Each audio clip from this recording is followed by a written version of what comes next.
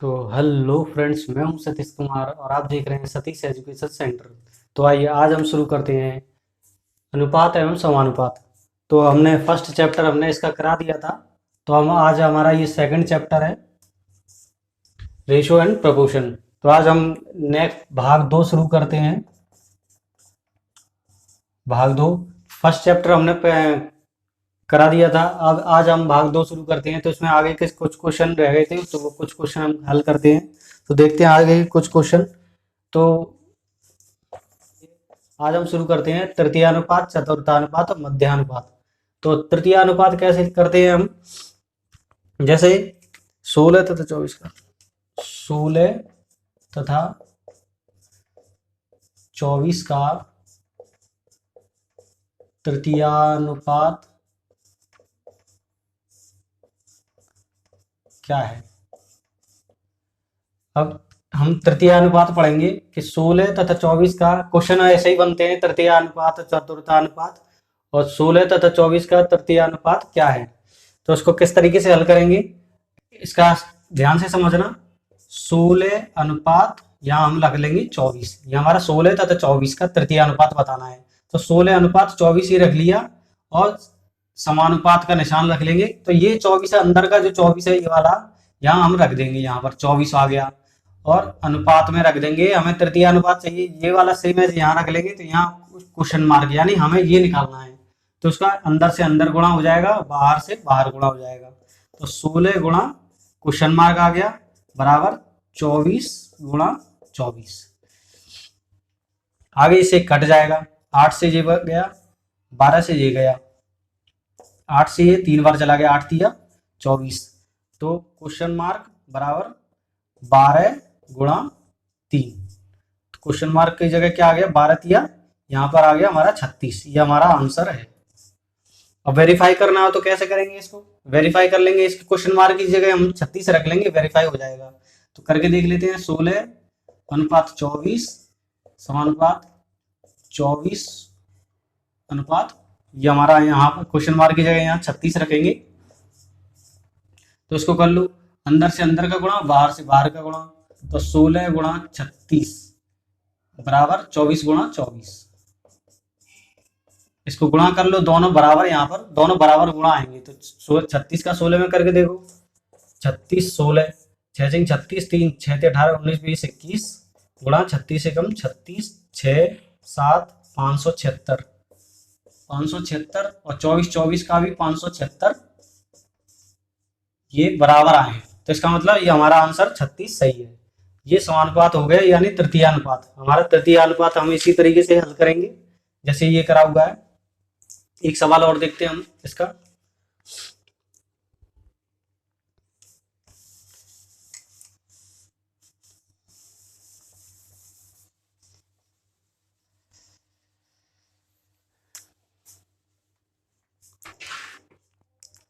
यहां लिखते हैं 4 तथा 48 का तृतीयानुपात क्या है।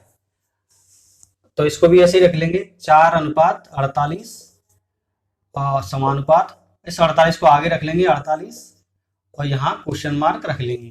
तो अंदर से अंदर का गुणा करेंगे, बाहर से बाहर का।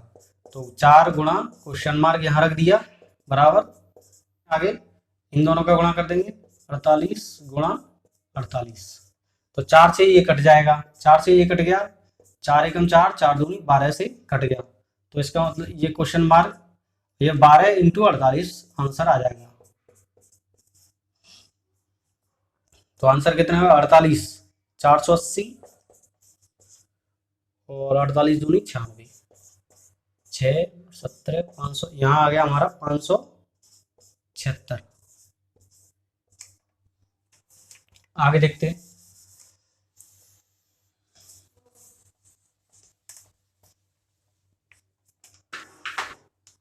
अब ये हो गया तृतीयानुपात। अब हम करते हैं चतुर्थानुपात। 12 14 24, 12 14 तथा 24 का चतुर्थानुपात क्या होगा? अब हमें निकालना है चतुर्थानुपात। 12 14 तथा 24 का चतुर्थानुपात क्या होगा? तो इसको किस तरीके से हल करेंगे? 12:14। हम जो शुरू में संख्या आएगी हम उन दोनों को ही लेंगे तथा के बाद जो संख्या है वो बाहर लेंगे। तो समानुपात यहाँ आ गया, 24 यहाँ पर आ जाएगा क्योंकि ये दोनों संख्या बराबर है तो 12:14 में आ गई। 24 अलग है तो 24 को इसी तरीके से हम हल करेंगे। तो यहाँ अनुपात रख के यहाँ कोई भी ए रख दो, बी रख दो, हमें निकालना है।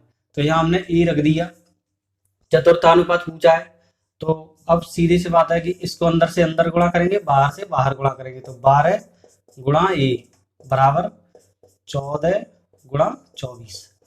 इसको कट जाएगा, ये भी ऐसे ही हो जाएगा, 12 से कट जाएगा, 2 से 12 दूनी 24। तो ए बराबर 14 गुणा 2, तो ए बराबर 28। ये हमारा आंसर आ जाएगा। चतुर्थानुपात इस तरीके से निकालेंगे। आगे देखते हैं, एक सवाल और देखते हैं चतुर्थानुपात का।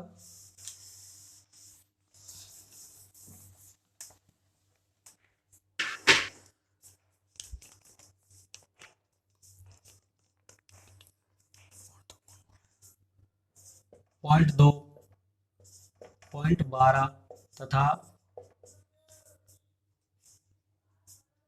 पॉइंट 3 का चतुर्थानुपात क्या है? इसको हल करेंगे। पॉइंट 2, पॉइंट 12 तो पॉइंट 3 का चतुर्थानुपात क्या है? वही वैसे ही एज इट इज करेंगे, इन दोनों को हम ले लेंगे। पॉइंट 2 अनुपात पॉइंट 12, यह अनुपात है। समानुपात पॉइंट 3 इंटू ए बी, कुछ भी ले लेंगे, हमने यहाँ ले लिया बी। तो अंदर से अंदर का गुणा करेंगे, बाहर से बाहर का करेंगे। तो पॉइंट 2 गुणा बी इक्वल टू 12.12 गुणा पॉइंट 3। तो इसको कर लेंगे, पॉइंट 2 से पॉइंट 6 ये कट जाएगा, पॉइंट 12। तो b equal to point 6 into point 3, ये बराबर हो जाएगा 6 दिया 18। ये एक डिजिट यहाँ पर है, एक डिजिट यहाँ पर है, दो डिजिट के बाद यहाँ पॉइंट आ जाएगा। ये हमारा आंसर आ जाएगा।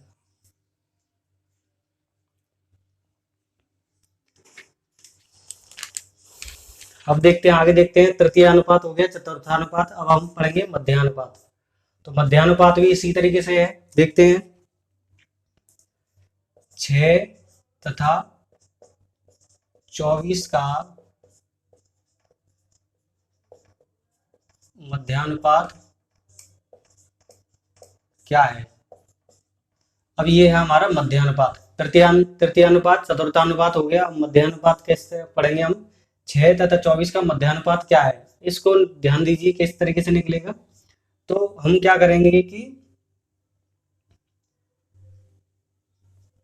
6 इंटू 24 इक्वल टू, ये दोनों को हम गुणा कर लेंगे। 6 चौक 24, 2 6 दूनी 12, 13 14।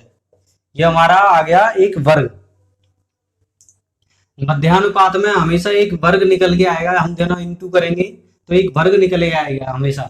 तो इस वर्ग को हम वर्गमूल में बदलेंगे। तो इसको वर्ग में, इसका वर्गमूल क्या हो गया? तो 12। तो 12 इंटू 12 144। तो 12 हमारा ये 12 आंसर, ये हमारा मध्यानुपात है। मध्यानुपात में हमेशा वर्ग निकलेगा, स्क्वायर निकलता है इन गुणा करके। तो 6 इंटू 24, जैसे ये 6 तथा 24 का, तो 6 इंटू 24 और ये इनको गुणा करेंगे तो 124। तो हमेशा कभी भी करेंगे तो मध्यानुपात में ये एक स्क्वायर निकलेगा, इसका वर्गमूल निकाल लेंगे तो ये हमारा आंसर हो जाएगा। इसका मध्यानुपात हमारा 12 हो जाएगा। दूसरा देखते हैं।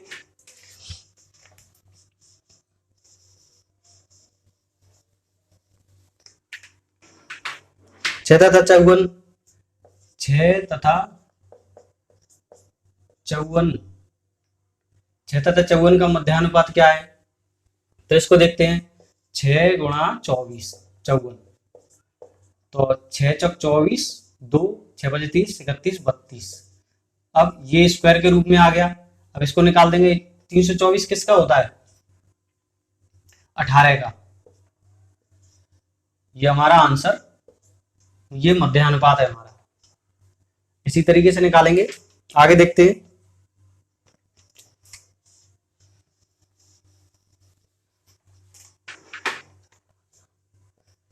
4 पे घात 4 और 6 पे घात 2 तथा 6 पे घात 2 का मध्यानुपात, इसको किस तरीके से हल करेंगे?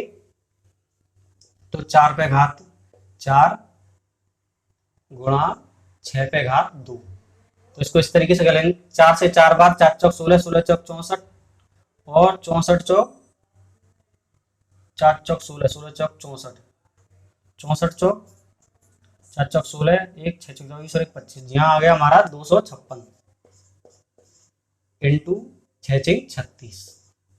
तो इसका क्या निकल के आ गया? 256 इंटू 36 का गुणा करके देखो। 256 और 36,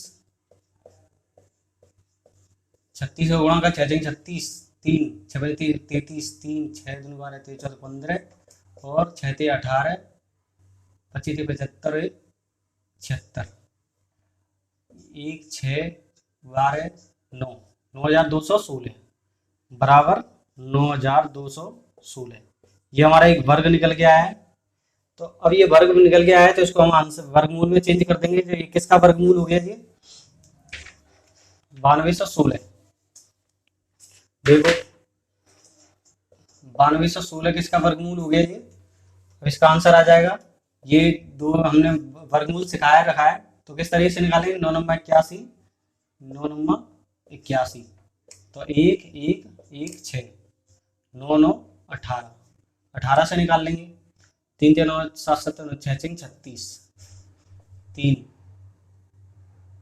8 6 48 6 51 की 1 आंसर 5 6 5 11 116। तो ये हमारा आ जाएगा 9, ये आ गया और ये 6 96 आ जाएगा हमारा। ये हमारा आंसर आ गया। मध्यानुपात इसका आंसर 96 है। इस तरीके से हल करेंगे इनको। आगे देखते हैं सवाल।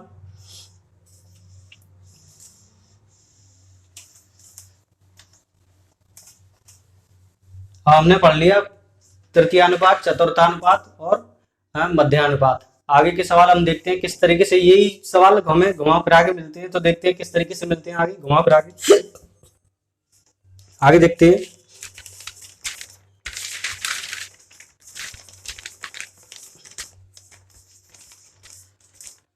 सात अनुपात 13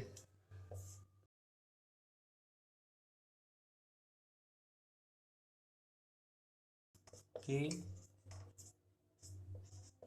अनुपात में हो। अब यही वही सवाल हमें घुमा फिरा के आ गया है। तो 7 अनुपात 13 के प्रत्येक पद में छोटी से छोटी कौन सी संख्या जोड़ें कि नई संख्या 2 अनुपात 3 के अनुपात में हो जाए। इस संख्या को 2 अनुपात 3 के अनुपात में लाना है, अगर इसमें क्या जोड़ें, तो ये पूछा है। तो इसको किस तरीके से हल करेंगे? आंसर 7 अनुपात 13 ये कर दिया हमने, और यहां पर हमने कर दिया 2 अनुपात 3। पहले सिंपल है, ऐसा सिंपल है, हमें ऐसे लिख लेंगे।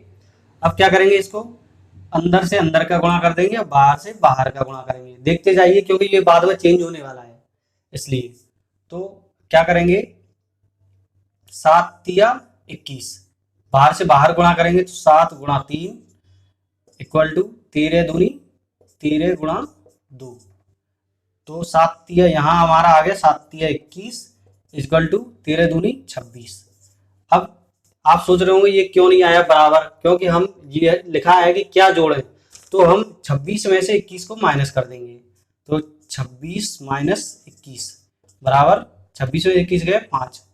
तो हम इसमें 7 अनुपात 13 में 5 जोड़ेंगे, ये हमारा आंसर है।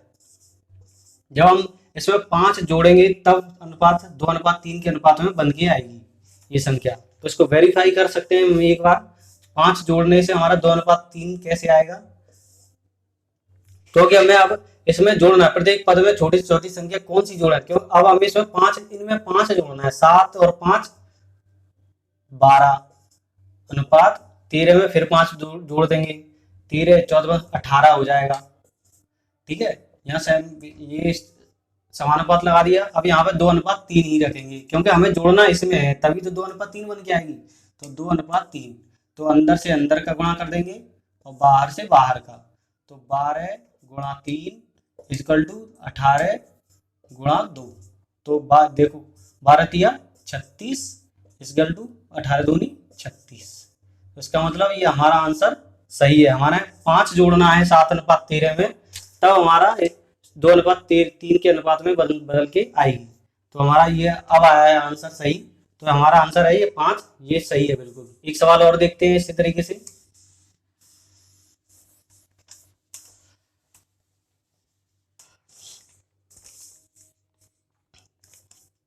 यहाँ लिख देते हैं हम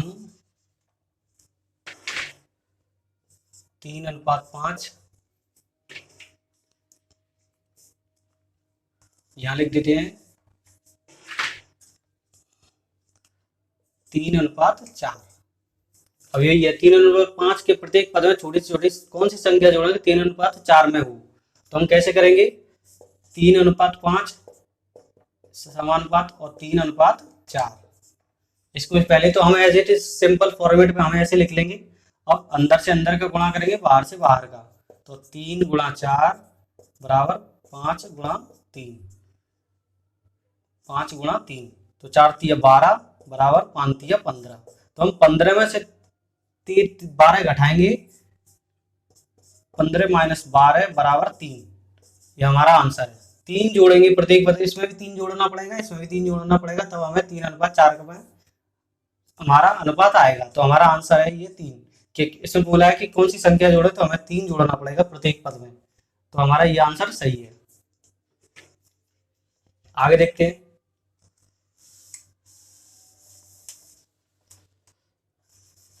अब इसी की जगह हमें घटाने के लिए आएगा।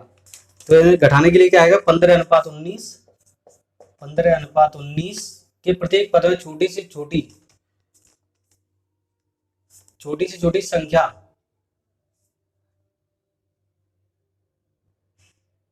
क्या घटाएं कि नई संख्या 3:4 के अनुपात में हो। अब उसमें 2 क्वेश्चन में हमने सिखा दिया था कि जोड़ने के लिए तो क्या जोड़ें कि ये अनुपात इतने से इतना हो जाए। अब यहाँ पे लिखा है कि क्या घटाएं कि ये अनुपात इनमें से हमें क्या घटाना है कि अनुपात 3:4 हो जाए। तो इसको भी इसी तरीके से एज इट इज हल करेंगे। तो 15:19 समानुपात 3:4।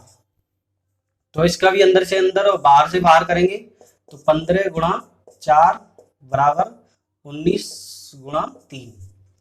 15 चौक 60 बराबर 19 दिया 57। तो 60 में से 57 गए 3, हमें 3 घटाना पड़ेगा दोनों में से, तब हमारा अनुपात 3:4 निकल के आ जाएगा। तो ये हमारा आंसर सही है। इसमें 3 घटा के देख लेना। 15 में से 3 गया तो 12 अनुपात, और 19 में से 3 गया तो 16। अब यहाँ कितना है 3:4। इसको करके देख लो। 12 गुणा 4 बराबर 16 गुणा 3।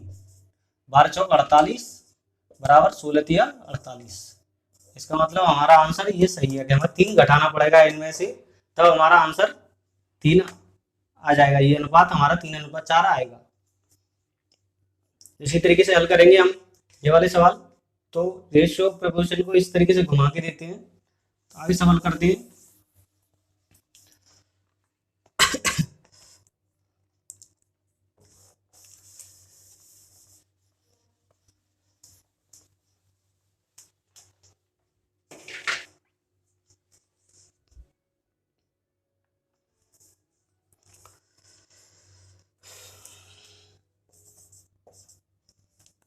दो संख्या 1:3 के अनुपात में है।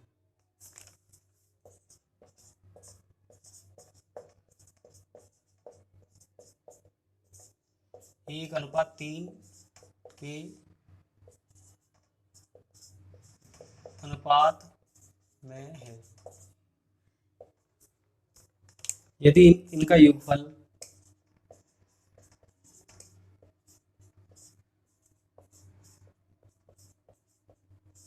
यदि इनका योगफल 240 हो तो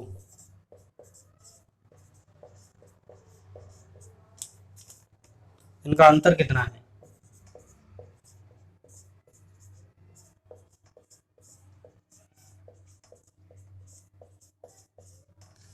अभी आगे का क्वेश्चन कैसे हल करेंगे इसको।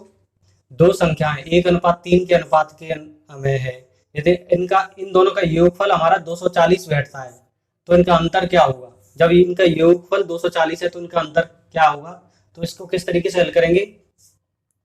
1:3 इक्वल टू प्लस में करने पर 240 आता है, यानी हम इसको प्लस करेंगे 1 + 4 बराबर 240।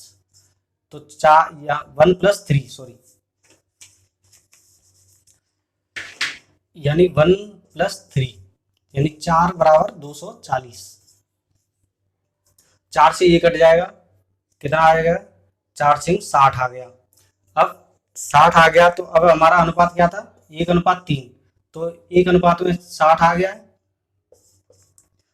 6 एकम 6 60 और दूसरी संख्या क्या है 6 × 18 180।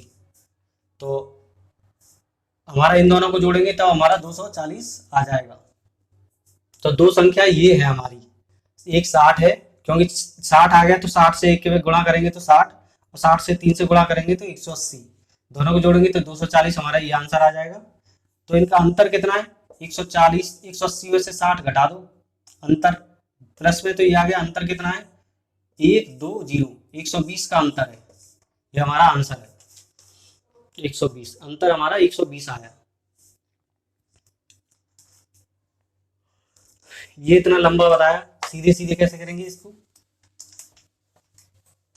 सीधे सीधे हम 1 और 3, क्योंकि ये जोड़े में 240 आ रहा है तो 4 कितने बार है, जब 4 के बराबर 240 है तो एक बराबर 60 आ गया।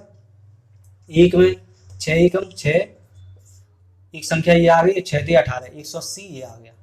इन दोनों को जोड़ गई तो 240 आएगा, तो बड़ी छोटी संख्या ये होगी, बड़ी संख्या ये हो गई।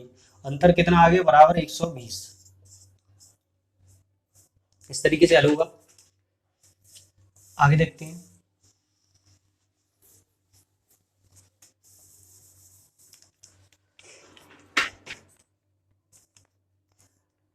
दो संख्याएं 3/4 के अनुपात में है।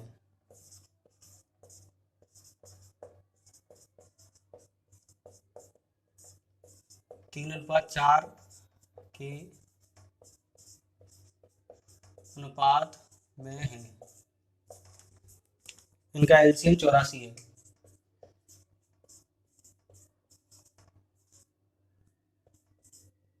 इनका एलसीएम 84 है।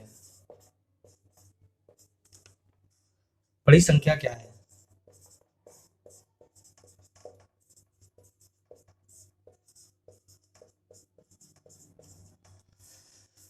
दो संख्या 3/4 के अनुपात में है, इनका एलसीएम 84 है। तो बड़ी संख्या क्या है, इनमें बड़ी संख्या बढ़ानी है। अगर इन दोनों का एलसीएम 84 है तो बड़ी संख्या क्या है, तो इसको कैसे निकालेंगे। तो एलसीएम के लिए 84 से इसका 3 का भाग करेंगे तो कितना आ गया 3 दूनी 6, 2 3 अट्ठे 24, और दूसरी संख्या कितना आ गया 4 दूनी 8, 4 एकम 4। ये हमारा संख्या, ये दोनों संख्या हमारे आ गई। इनका भाग उससे कर देंगे 84 से, 4 का भाग 84 करेंगे तो हमारी ये दो संख्या निकल के आ जाएंगी। ये हमारी दो संख्या है। तो बड़ी संख्या कौन सी है 28, ये हमारा आंसर आ जाएगा। तो फ्रेंड्स आज के लिए हम यही वीडियो समाप्त करते हैं और एक पार्ट और लेके आएंगे हम अगले चैप्टर में। तो आज के लिए धन्यवाद।